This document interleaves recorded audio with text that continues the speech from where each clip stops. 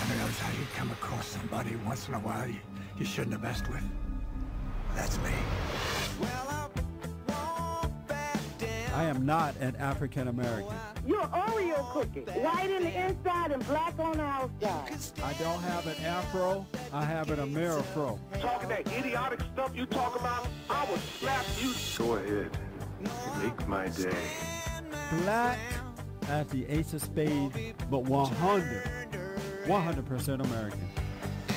Heard around the world by everybody and their mama.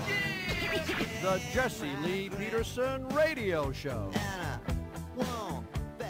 United the races with truth instead of dividing them with lies. Before I get to my next guest here in a minute, I just want to give you a quick reminder of what's happening with the Tea Party and other conservative.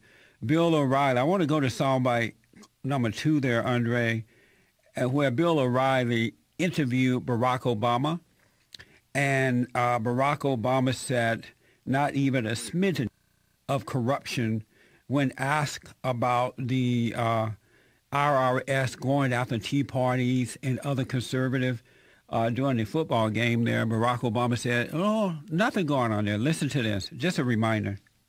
What some people are saying is that the IRS was used at a local level in Cincinnati, maybe other places, to go after. Wrong. But how do you know that? Because we still don't know what happened there. Bill, we do. That's not what happened. Folks have, again, had multiple hearings on this. I mean, these kinds of things keep on surfacing, in part because you and your TV station will promote them. But when don't folks you feel actually, there are unanswered questions? Bill, when you actually look at the stuff, there have been multiple hearings on it. What happened here is that you've got a 501c4 law that people think is confusing. No, that the folks did not know how to implement. Okay. Because it basically says, so you're saying if you are involved, no corruption there at all? No. That's not what I'm saying. That's actually... No, but I want to know what you're saying. You're the leader of the country. You're saying no corruption? No. None? No. There were some boneheaded decisions out of a but no office. Mass corruption? Not even mass corruption. Not even a smidgen of corruption. Okay. Wow. Remember they had multiple hearings on this? Remember the woman who pleaded the fifth? She didn't want to testify? What is this man? This man, in my opinion, Jesse Peterson's opinion, lied. He's just a liar. He can look at you and just lie. I have with me Catherine Engelbrecht. She is True the Vote founder and founder of King Street Patriot out of Houston, Texas.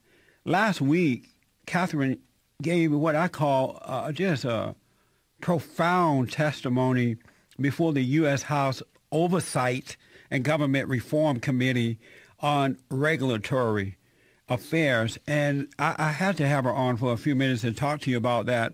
Catherine, good morning. Thank you for coming on. I know you're a very busy woman, but I appreciate your time. Oh, thanks so much for having me. I have to say, I watched your testimony there, and it was just, it should shake up every American, never mind whether you're a Democrat or Republican, liberal, conservative. Everybody needs to be concerned about this. Tell the folks, in short, what happened to you. Well, essentially, I filed a nonprofit application for two separate applications in 2010 for King Street as a 501c4 and True the Vote as a 501c3. They're different standards. And once those applications were filed, it seemed to kick into overdrive a string of audits and investigations and inquiries that can't be explained away, in my opinion. Yeah. I've been a small business owner for, at that point, about 16 years, and never before had any agency ever had any interest in anything that we were doing. Suddenly, agencies were, crawling all over themselves to put us through the most rigorous of paces. And the only event that makes sense in the scheme of that timeline is this filing of the nonprofit application, and now we can look at it, see that it was in fact targeted. You are. Were you like? Are you surprised? When I'm watching this yesterday and preparing for the show today, I'm watching you testify. Were you angry? I mean, I can't imagine having to go through what you had to go through. Not angry. I think I'm more determined to measure my words carefully so that they can travel the furthest distance to the most people, because people, citizens of this country, need to wake up. And so me getting shrill and marginal and emotional, I don't think serves the purposes of the message that I've been sent to carry. Absolutely. You were also harassed by ATF, FBI, OSHA, and EPA and IRS. All of those people harass you as well? Well, I wouldn't use the word harass. I would say that it the timing was very circumspect of their sudden interest in my personal and private affairs. But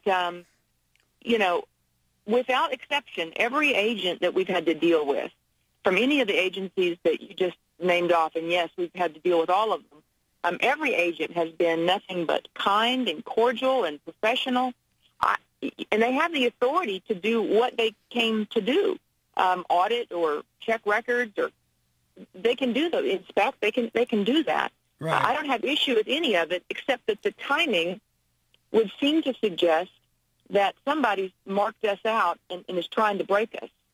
And that's where the trouble is. I want to know who's behind the scenes calling these shots.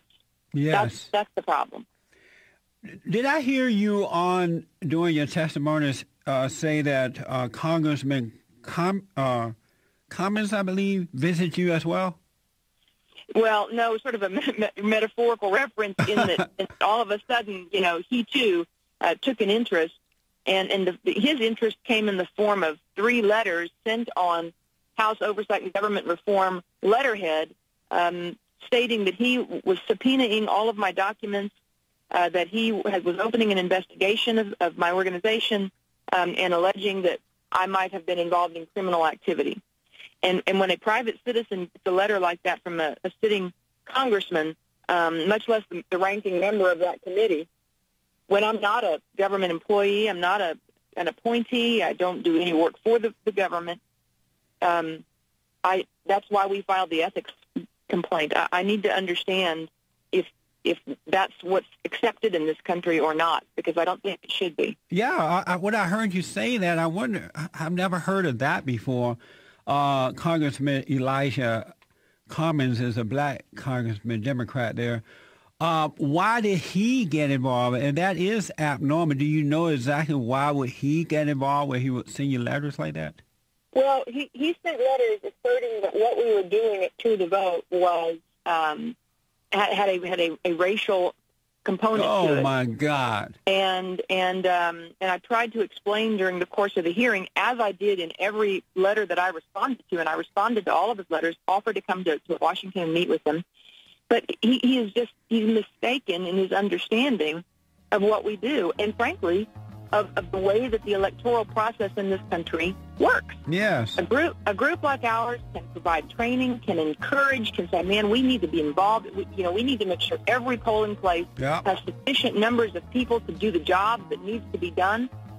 I mean, those are the things that we can do, and it's what we do. Let me take a quick short break. We'll come back and wind up. Back in a moment, folks.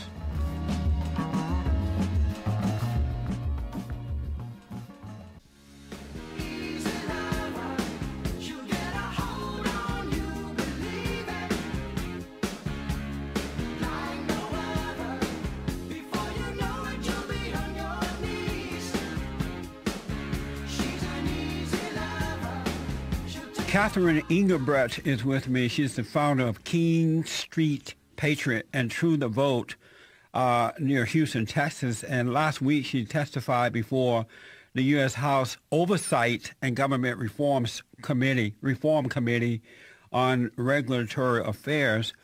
And we're going to play those. We're going to get that for you for Friday, folks, and play it.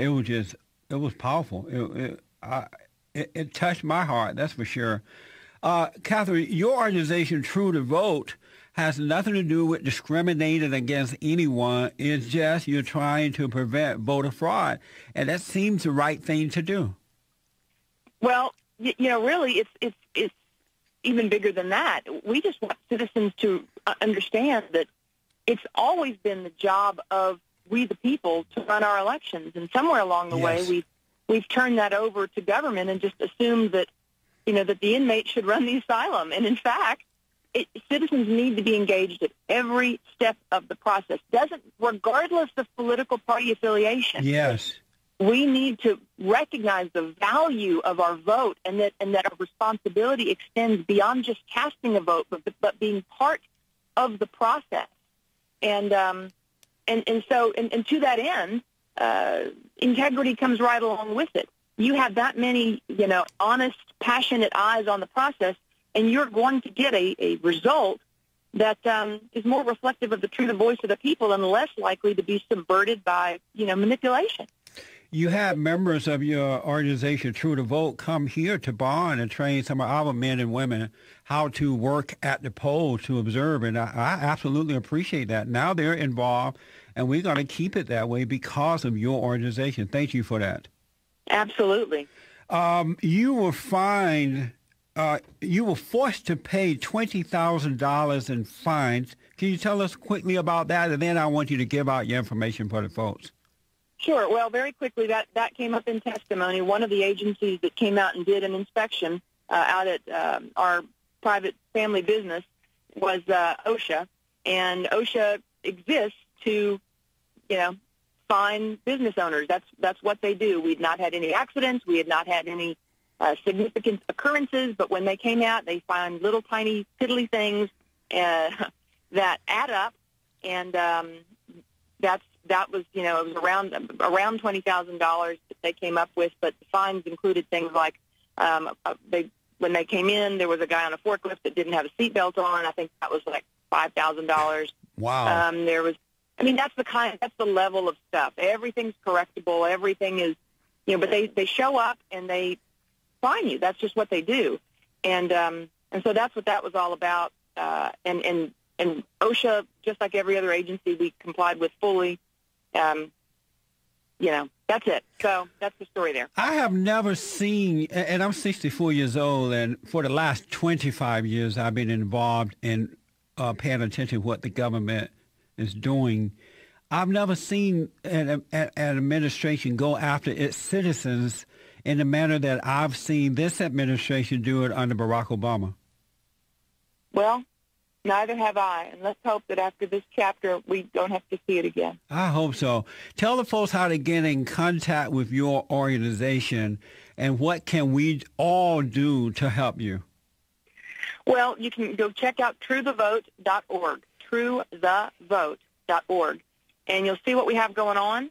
And I would encourage everybody to sign up and get involved. We need to have full volunteer representation in every poll. We need to make sure that every vote counts and is counted. And in that way, we protect our republic. And an engaged electorate is a united America, and that's what we need.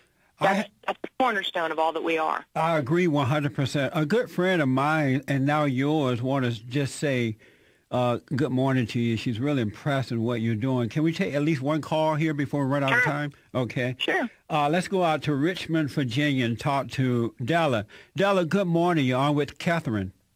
Good morning, Catherine. Morning, Jesse. Wow. Good morning. This snow in Virginia is a great blessing. I get to hear the show live and hear you. Good. I was watching on the video the other night your testimony, and it was so impressive that someone could stand up to that bunch of jackals. They came after. It was so impressive. You kept your composure.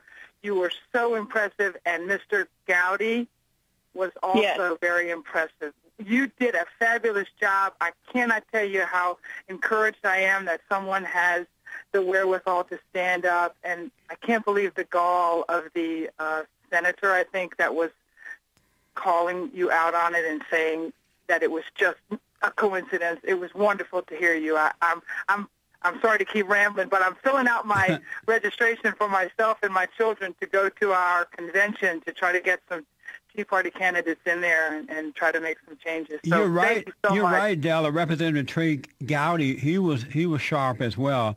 Catherine, you want to respond to Della there? I thank you. I hope everybody sees that video. Well, thanks. It's my story, and we are at a very important time in the history of our country, and I think there's so many stories that need to still be told, yes. And we just need to stand together. Thank you, Della. I appreciate your call. Okay. Catherine, I think, and we got to show it tomorrow on my radio show. We have live stream video, all access suggested video here. I think your testimony is going to touch not just Tea Party conservatives or Christians. I believe Democrats are going to wake up from that. It was just that powerful, and it was hard to believe that the government has put you through all this.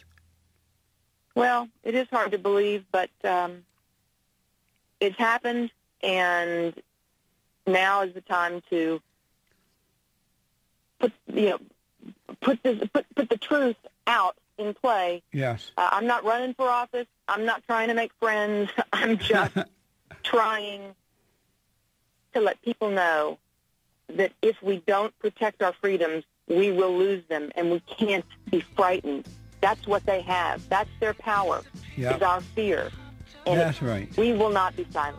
Well, you are in our prayers. You need to know that, and whatever we can do to help, we're here for you. Thank you so much for your time, and God bless you for what you're doing. God bless you. Thank you, Jesse. I'll stay warm up there today. Okay. All right now. Bye. Bye-bye. Bye.